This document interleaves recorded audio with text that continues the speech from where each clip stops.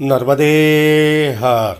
मणिनागेश्वर के उस पवित्र भूमि को प्रणाम करके हम आगे बढ़ चले गरुड़ेश्वर की ओर।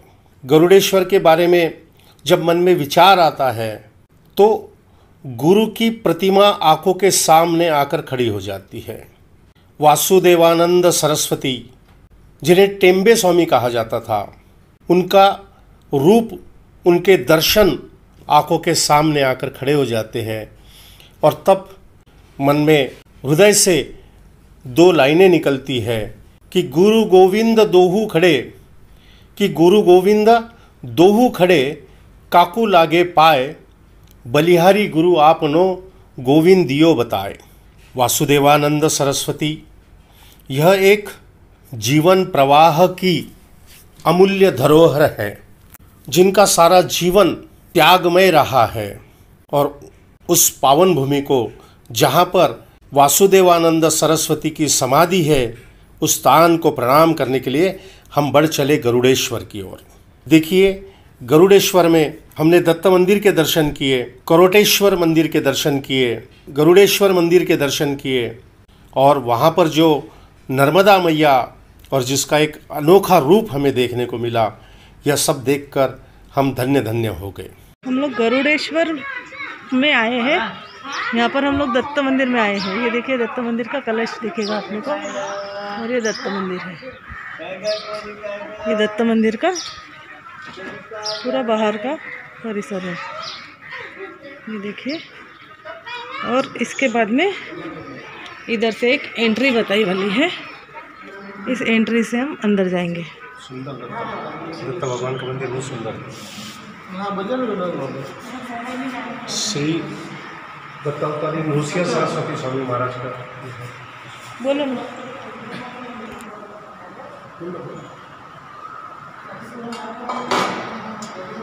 दत्तावतारी नृसिंह सरस्वती स्वामी महाराज का यहाँ पर स्थान है और एक सिद्ध स्थान है। ये दत्त मंदिर जो है बहुत ज़्यादा सिद्ध स्थान है।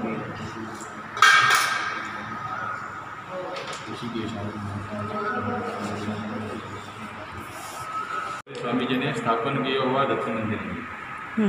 ये जो मूर्ति है वो स्वामी जी की है, उन्होंने दत्त मंदिर की स्थापना की है।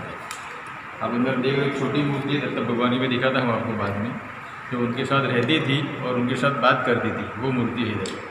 जब स्वामी महाराज इधर आए पूरा भारत भ्रमण करके, तो ये मूर्ति उनके जन्म स्थान है माणगांव, महाराष्ट्र के अंदर भेजने वाले थे। इधर पूजा सेवा कौन करेगा ऐसे, इसके लिए इधर स्वामी जी आए थे। इधर पूरा जंगल था, पूरा पुणे पाठक माणगांव महाराष्ट्र में।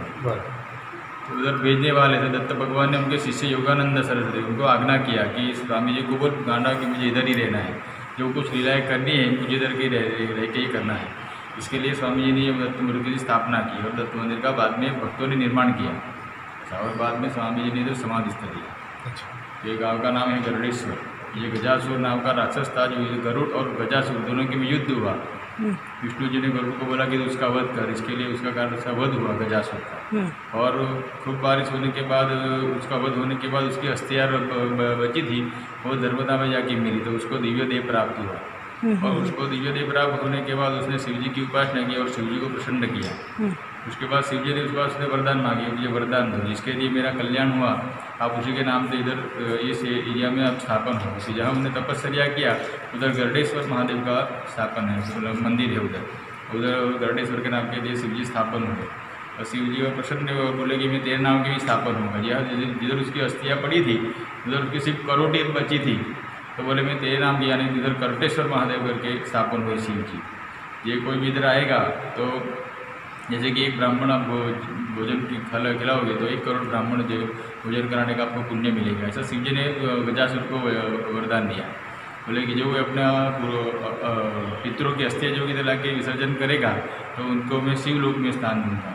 ये कोई अपना पितरों के लिए अष्टमी और शिवरात्रि जो आती है उस दिन ये दक्षिणा में बैठ के पूजा करेगा, करोटेश्वर महादेव और गरुड़ेश्वर महादेव की पूजा करेंगे तो उनको पितरों को मैं सत्य दे दूँगा।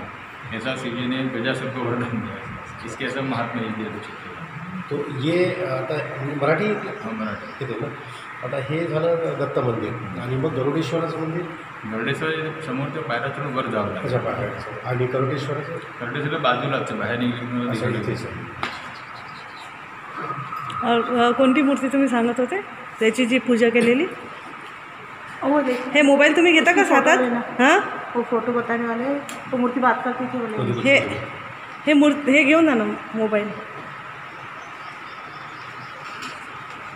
एक्चुअली अपना एक चैनल है त्याच्यावर मूर्ति है. आइए आप चलते हैं गर्भगृह में और जहाँ पर दुर्लभ और दिव्य दर्शन आप करिए. यहाँ पर एक दत्त भगवान की यह एक छोटी सी मूर्त यहाँ पर आपको दिखाई दे रही है. यह वही मूर्त है जो स्वामी जी के साथ रहती थी, स्वामी जी से बात करती थी और इसी मूर्त को यहाँ पर स्थापित किया गया है. यह बहुत दिव्य दर्शन है, दुर्लभ दर्शन है. दत्तात्रेय महाराज की जय. और इसी दत्त मंदिर में दीवार के ऊपर गुरु की जीवनी लिखी हुई है, गुरु का चरित्र लिखा हुआ है. और स्वामी जी का जन्म महाराष्ट्र के मानगांव में हुआ था. वहाँ पर से ही वह भारत भ्रमण के लिए निकल पड़े और 23 साल तक उन्होंने भारत भ्रमण किया और अंत में यहाँ पर गरुड़ेश्वर में आकर उन्होंने अपनी समाधि ली.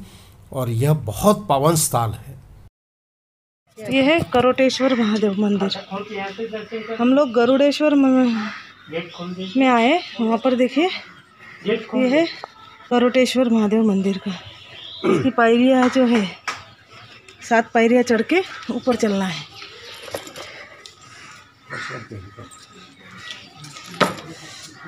यहाँ पर देखिए नंदी जी विराजित है. काफ़ी पुराना मंदिर दिख रहा है ये मुझे.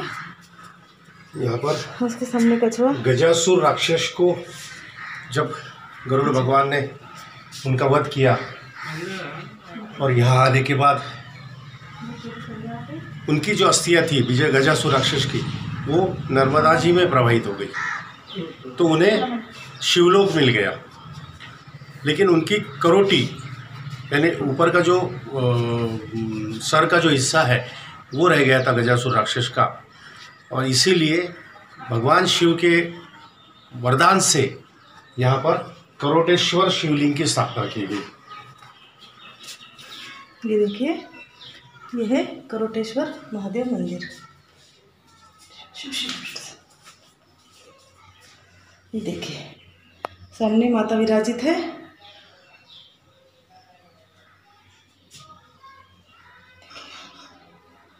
अति सुंदर. नर्मदे हर हर हर महादेव. हम लोग गरुड़ेश्वर में आए हैं. यहाँ पर अभी हम नर्मदा जी के और जा रहे हैं. यहाँ नर्मदा जी का पायरिया उतर के पाट आएगा.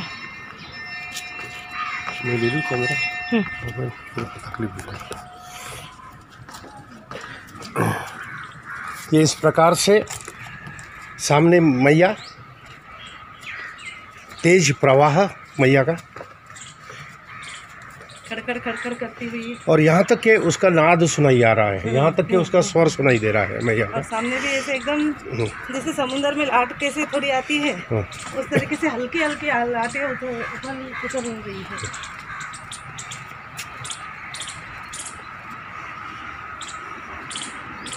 और यहाँ पर टेम्बे स्वामी इनकी समाधि है.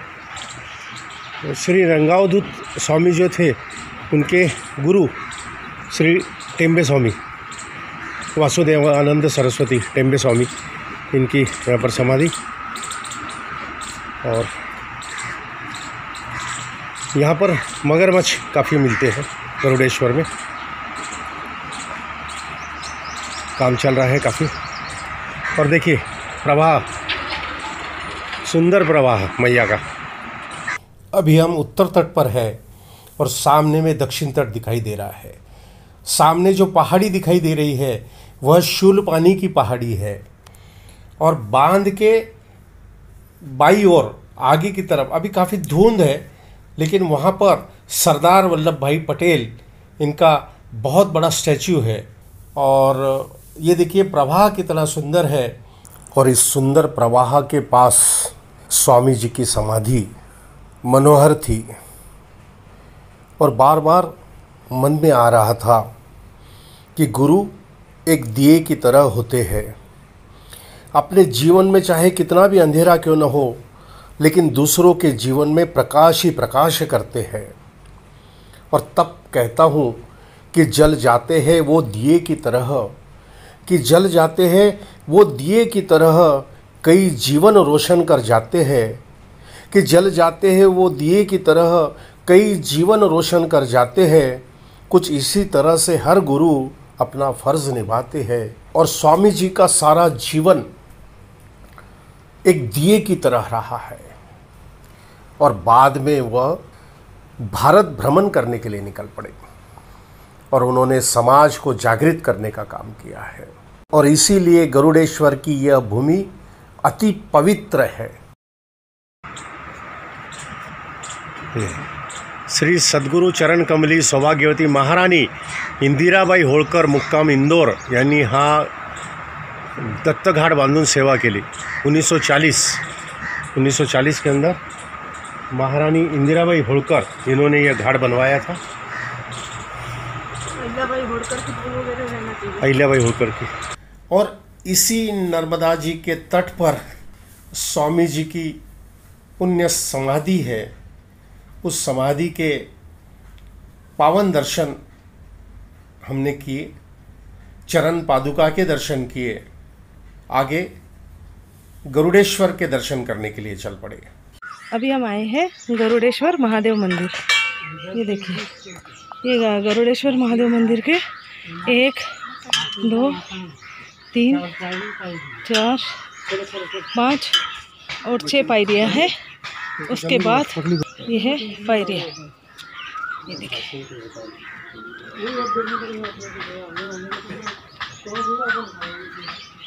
ये है नंदी महाराज। देखिए, बहुत सुंदर नंदी महाराज है। और ये कछुआ महाराज है।